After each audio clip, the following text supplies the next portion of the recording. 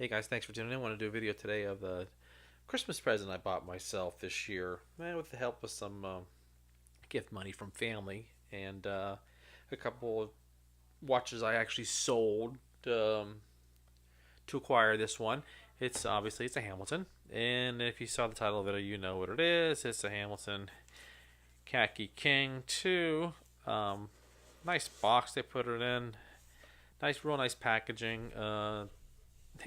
Some of these companies they spend so much money on packaging, and in some instances, I wish they'd spend that money in other places, like on the watches more so than they do on the boxes.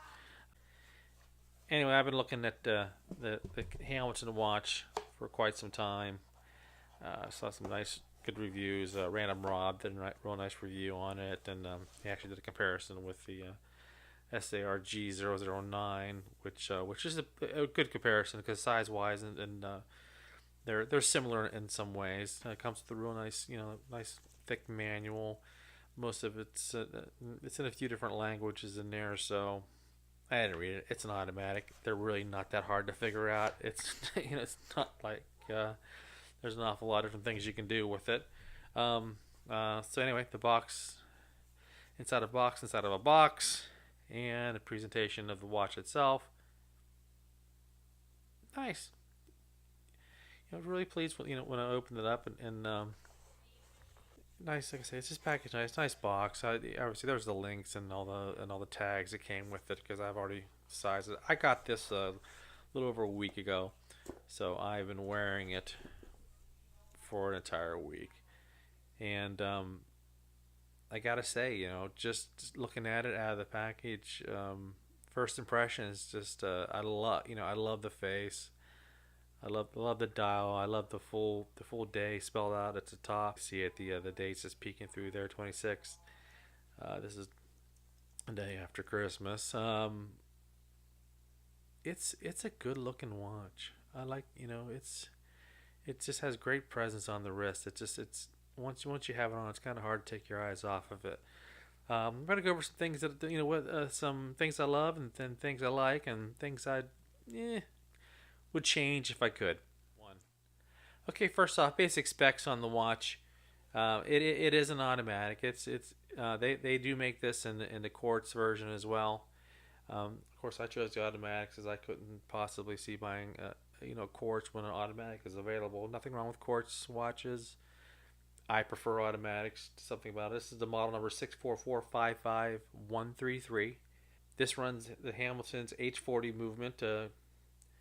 It's spec'd out at 80 hours power reserve, which is really impressive for an automatic. Where most all my Seikos and everything I've had is 40 max on the power reserve. So that's really great. There you get twice the power reserve as most of my other watches out there.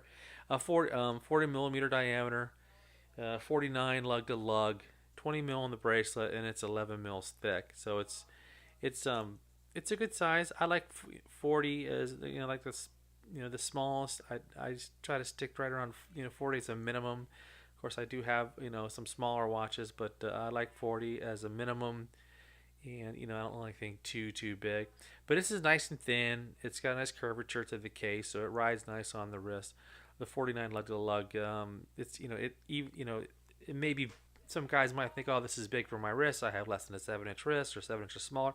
No, this is gonna ride nice. You're not gonna have a problem with that.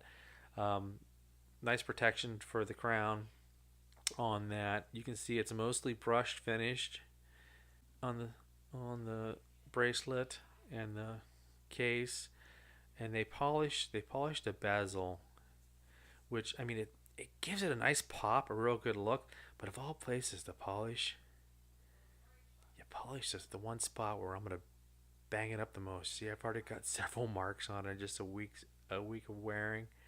So yeah, that's something that it's giving it character and whatnot, but it makes me crazy to see those scratches there. So I'm sure from time to time I will be polishing off those marks and getting it fresh again. Sapphire crystal, um, display back, exhibition back, See the move taken away in there. And it just got the Hamilton etched in the rotor there with the H. Not overly decorated in any way. Solid end link on the bracelet. Nice milled clasp. All stainless steel. You can see the numbers. There's a model. Well, that's a bracelet designation there. Nice, nice clasp. Gives you a little bit, stands up a little bit there, but that's never bothered me. I don't find myself catching it on anything throughout the day. Um, I gotta tell you, it's a great looking watch. I love. Notice how the second hand, how it goes all the way out like that. Nice elongated second hand with the needle all the way out to the edge, and you at all the different second markers. That's really cool. I like that. I like the syringe style arms for the minute and hour hands. I think that's just really good looking. That's just a good look at that face. It's like a two-tiered face. It's not just flat, so that's nice. It's got the 20, of course, as you can see, the 24-hour markers on the inside. Hamilton, Khaki automatic. It's simple, but it's not too busy. It's got a lot going on there with the 24 frame, but it is a field watches, and field watches are generally going to have a true field watch is generally going to have a 24-hour marker as well because it's a military time thing. Overall, I just love the look of it. I love the look of the face. It's just a very classy, very clean looking watch. And it's like I said, it's not too busy. It's got just what you need. Like the polishing on the bezel just makes it pop, and that sapphire glass is just doesn't have any anti-reflective coating on it, so it's does reflect light quite a bit, but I don't know, it just kind of gives it a little bit of a pop too as well. So that's kind of nice about it. I like the watch overall. Things I would change: the bracelet. The bracelet's kind of. I was a little disappointed in the bracelet. I'm not gonna lie. It's solid. It's solid stainless, solid end links. Um, I thought they could have done a better job on the bracelet. Like I said, less money on the box, more money on the product. Um, that's one thing. Like I said, if I could change something, if I could make a suggestion to them, maybe just make a little more of a bracelet. It's the links. They're thin. The watch overall is thin, so I think it's a good match. The fit and at the case is excellent. Here it is, right next to the Seiko SARG 009. Both 40 millimeter cases, but as you can see, the face on the Seiko is a lot larger. That the bezel and everything eats up a good chunk of the dimensions on this, where this is a little less wide in the bezel, bigger numbers. This is not a field watch per se. It doesn't, but when this was still in production, this ran at about 360. These go for about 360. So these are two good watches to compare it to. Like I said, Random Rob did a comparison on the two, and I think it was a great comparison because yes, these watches are very bang for buck wise, price wise. These watches are in my opinion in the same kind of category.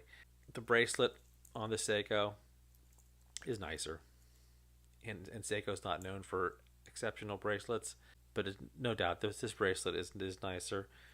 As far as is the clasp hardware, yeah, they're both pretty comparable.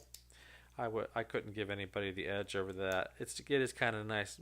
Maybe if you were say the smaller case on that over the longer one.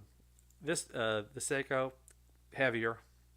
This is quite a bit lighter. I don't have actual weight on it, but just to feel the two.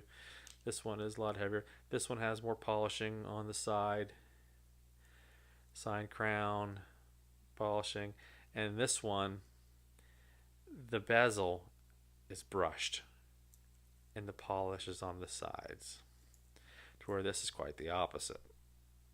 The bezel is polished and the brushing is on the side. So I like the fact that it kind of gives it some visual uh, advantage with that polish there. But seriously, that's just gonna get scratched up. I would have rather seen the polish on this side and leave this. It's a field watch. It's meant to be worn. And the polish out there towards it's just gonna get marked up. I think that was a miss.